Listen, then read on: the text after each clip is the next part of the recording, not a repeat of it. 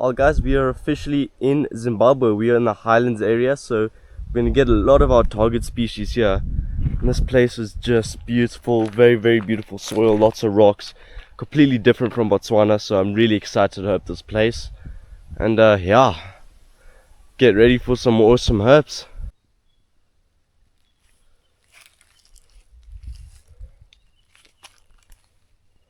Take a look at this, guys. Take a look at this little genet here. Oh, he's running. Take a look at that. Look how cool that is. Little genet. These are wild cats that feed largely on reptiles and small birds and rodents. That's so cool. You don't usually get that close. Wow. But yeah, it's officially night, and well, that was the first find of the night. It's a little bit chilly. Not as chilly as when we were back in Bots.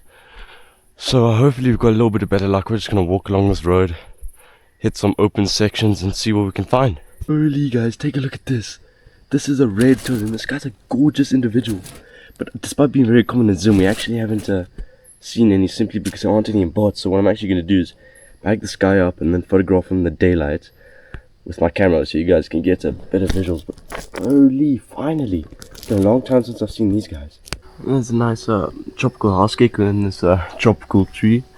But yeah, very cool. He's kind of disappeared behind that flap, but I'm sure we'll see more of them. They're very common. Oh, there's another tropical house gecko on this rock. I'm kind of sliding because this is a very weird angle. Guys, I'm freaking out. I lifted this rock and there's a baby Cape Cobra. There was, I think this is actually a baby Snouted Cobra. There's no Cape Cobras here. A baby Snouted Cobra, he's got a meal.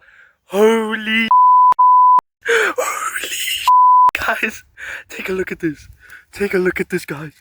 Oh my god. A snout.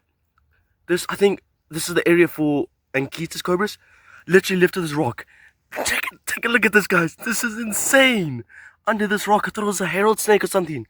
Take a look at this cobra. He's got a meal there, so I really don't want to handle him too much. I'm going to try and find a bucket or something that I can put him in. This is just insane. Holy. Alright guys, so here's a look at this young snouted cobra that we caught from the cafe that we went to. Yeah, so he unfortunately did regurgitate his meal, and he actually ate a red toad, which is quite surprising to me because they are pretty toxic. But this guy's really beautiful. He's got this nice like greenish pattern on his body, that green yellow coloration, very beautiful. So I'm excited for the photos I'm gonna get. Very beautiful cobra, and it's my first one seeing a snouted cobra, and for my first one to be a freshly shed baby is just insane. So I'm really stoked. And these guys are highly venomous, and I did check on the distribution map, so it's actually the snouted cobra that occurs in this range, not the ankyetas. So yeah, very beautiful cobra. Just checking him, looking around his surroundings. Such a beautiful snake. I'm gonna go grab him now. Alright guys, so we just unfortunately the snouted cobra actually literally just vanished out of thin air while I was photographing it, but I still got really good pictures and I'm happy about it. But yeah, really cool. And I walked around for a bit more afterwards and I found 2 lifers, one of which was a spotted sandveld lizard and a yellow-throated plated lizard, both of which I unfortunately missed. But there's a lot of rocks along this dam, so I think what we're going to do, we're going to head out early tomorrow between like 7 and 10, and we're just going to flip the whole day. Because I mean, that's how we found the snouted cobra. There's a lot of my target species hanging around those rocks, so hopefully you can find some cool herps, and yeah, enjoy. Guys, I don't think the weather could get any better for flipping. It's now overcast, which literally means this is the best weather you could get for flipping. It's pretty chilly, I reckon. Let me check. It is 29 degrees out and it is overcast, so flipping should be good and hopefully successful. I thought this was really cool. This looks like a rock. You just look at it.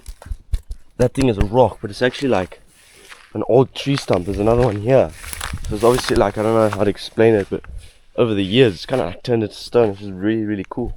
It just flipped a skink. I'm not too sure what it is. I just got a glimpse of it. There it is. Under here. It's back under this rock. Wait, there he is. What is that? Just your common Wahlberg striped skink. This guy's very beautiful. He's like red like the soil, which is interesting. Take a look at that. This guy's got like a reddish tint, just like the soil here, which could be affecting his color. His scales as well. His scales are good. This guy's got a very reddish tint. I might actually bag him. Just take some photographs back at the camp. I'm gonna take him back here because it could be an interesting note. So I might as well, take it. You know, I may not be finding a lot right now, but just hoping in this habitat, my dream habitat. It's just so amazing. The views, all this like kopjes with these grass and the rocks, just stunning. Look at this. Even if I don't find a lot, which I really do, it's just so stunning to be herping in this habitat. Alright guys, here's a look at this skink we caught on the mountain. I can just keep my camera still. I think you should be able to see sort of this, like, you can't really see it now, but if the lighting was right, he kind of had this reddish tint. I think it's because of the soil here, because the soil here is very, very red. So yeah, I thought it was just a good note to have. I'm going to photograph him for a bit more, and yeah, we'll just release him. I'm freaking out right now. I'm sitting here, just trying to get some work done. There he is. That was a rainbow skink. Check. That's rainbow skink. Beautiful adult male. I'm yet to see one. I'm going to try my best to catch this. I have no clue how I'm going to. There he is. Alright guys, unfortunately we didn't catch the adult, but we managed to find a lot of baby ones. I've got these two here. Unfortunately that one lost his tail, but this one's very lucky. You can see that striking blue color. These guys are really, really stunning. And the adults have a red tail. But these guys, I really love the juveniles. I didn't even notice there were like 3 of them. Such a stunning color. I'm going to get some really good photos. These are the first ones I've ever seen. So these are a lifer. Get some good localities. But wow, such a beautiful little lizard. Especially the next day, and not the best weather. It's quite hot. It's around, I reckon, 36 degrees. So we're going to walk around in this nice bushy habitat and flip some things, and hopefully we could find some snakes, because still yet to see a snake in this area. I have heard of some vine snake sightings, which would be pretty amazing. Otherwise this is good cobra and mamba habitat. But as you can see, very bushy, lush and beautiful. Well, the habitat switched up quite quickly. I really want to come out here early morning or late evening. I just don't have the time, because if I were, the amount of snakes I'd be finding would be perfect, because this is such good basking spots for so many lizards and snakes, but they're not going to be out at this time because it's too hot. So I'm really struggling to find anything. I haven't even seen a lizard, but we're going to keep going. Well, oddly enough, wasn't expecting to find this guy, especially in the middle of the day. It's gone in there. I don't know if I can catch it for you guys. There he is. Gotta get him.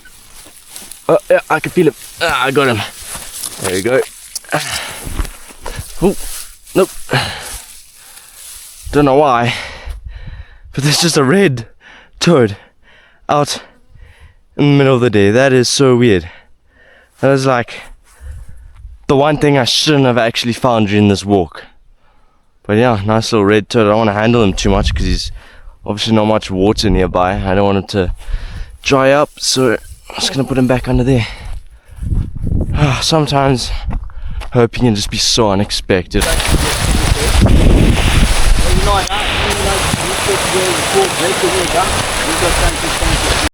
Right, so it's the next morning and we're starting off with this little Mozambique spinning cobra shed, judging by the face, and it's actually pretty fresh, so it's not too dry. But looking at the thickness, is about not even 2 fingers thick. I'd say it's at least 0.9 of a meter, so just under a meter. This is about half the shed, so a juvenile. I'm going to go check the area where we found it and see if you can't maybe actually find the snake. But yeah, nice to see that the snakes are around. We're going to keep looking. Well, here's an interesting find up in this tree. Literally as I just walked past it, I heard this sort of scraping sound, so I went to check again. And it's just a female blue-headed tree gomma. But we don't actually get... Oh, he just ate something. We don't actually get these guys here in bots, or out in bots, so it's really nice to see them again in Zim. Obviously not the prettiest, but these guys are super big gommas, as you can see by this female. But yeah, she's just hanging out on the branch of this tree just in front of my dorm. She's actually started running up this trunk now. But yeah, very cool. We're gonna keep looking.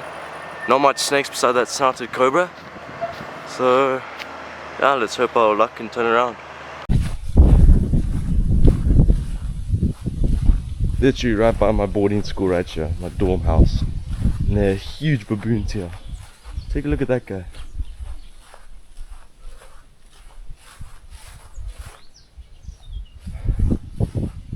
Well, I'm really excited to show you guys this. So actually, as I was walking towards lunch, I managed to stumble across this beautiful Speaks hinged back tortoise, and you can kind of see where they get the name from, is that hinge at the back. But yeah, it's a really unique tortoise and a lifer tortoise. I'm so stoked I actually found this. But yeah, it's a really, really beautiful one, and you don't see them common, especially out in Botswana. So Zimbabwe obviously has a lot of opportunities for me to see my lifers, and here's one which we just released, and yeah, we're gonna continue the herping and hopefully find some more snakes. But